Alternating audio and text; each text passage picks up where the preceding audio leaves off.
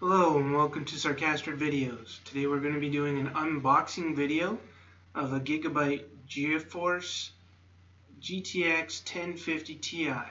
This is to replace my current ATI Radeon 4550 with 512 megs of memory. This one has 4 gigs of memory. It also has dual fans. So hopefully this will help in making the streaming better quality and not having as many issues. And you can see that they're really selling the whole Windforce idea with the dual fans. That's something that they really seem to be pushing forward. And as far as the minimum requirements go, it's a 300 watt power supply with its own PCIe connection. That's to power the fans.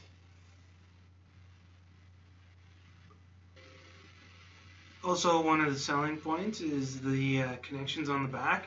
Here you have 3 HDMI and 1 DVI, while also having 1 DisplayPort connection, which for me I think is pretty useful. You can support up to 3 monitors. It also has this overclock software included that helps automate the overclocking. So we'll see what's inside here, which I mean it's basically just going to be a card. You should also note that this is a thick card. It takes up 2 slots. And get it out of the package here. Pretty much what you would expect. Just a standard video card, pretty large. Depends on how much space you have in your computer, but then you have the connections here.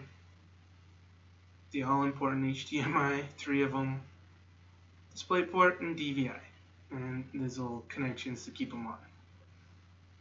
And as far as what else is in the box, it's basically, a quick guide and a CD or DVD with the software and drivers on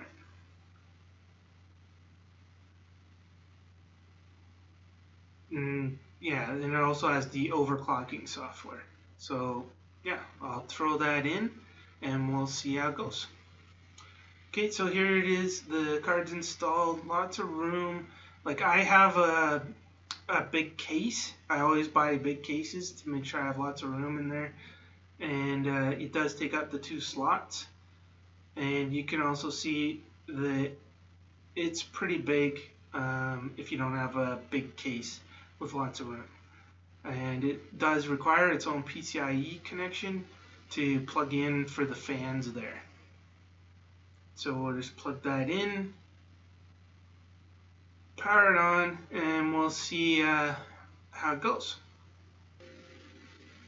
Okay, you can see here it's showing up as a Microsoft basic display adapter, so I definitely have to install the drivers.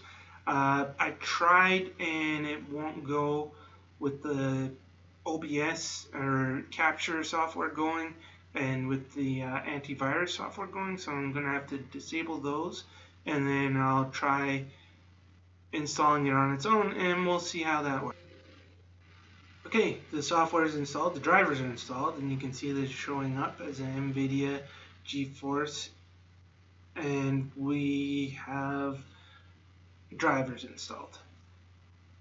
There's also 2 pieces of software that come with this video card, and they're the G-Express and this software for looking at the overclocking, which you give the various stats on it, the temperature and that you can adjust. I'm not going to adjust because I'll just stick with the defaults, and then you can see the basic profiles that you can use, which could come in handy. And but again, like, you really have to know what you're doing before you mess around with these. So for now, I'm just gonna leave them the way they are.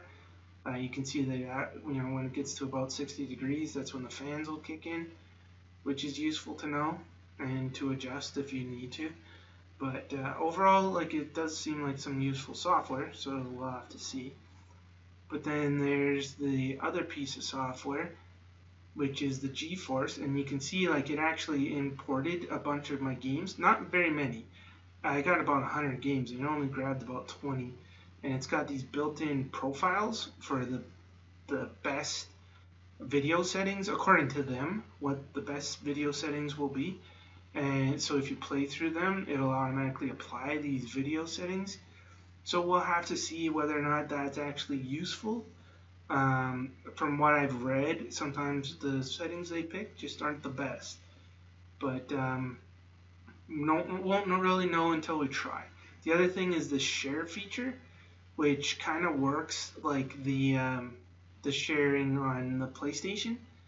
Maybe the Xbox One also, but I have a PlayStation 4, so that's how I know how it works. But if you do a share, it'll let you just share directly to YouTube, which seems like a pretty good idea, you know, just like the PlayStation does, or Facebook or Twitch. So we'll have to see if that works. I will give it a try, and then yeah, I'll let everybody know, I guess, how it works. But it should be interesting for streamers for sure. And here's the final test. On the left is my old card, the Radeon with 512 megs of memory, and on the right is the new card, the GeForce with 4 gigs of memory. And you can see there is quite a bit of difference. And I also, on the right, I turned up all the graphics. Of course, this is Burnout Paradise City, which is an older game, so the graphics aren't really that intensive. I'll have to see when I play some games further on how well it goes and how well Stream interacts with it. It should also be noted that this card, until the end of the month, comes with Rocket League for free, so I'll hopefully be streaming that soon too. So if you like this video, like, share, subscribe, or all the above. Thank you, and have a nice day.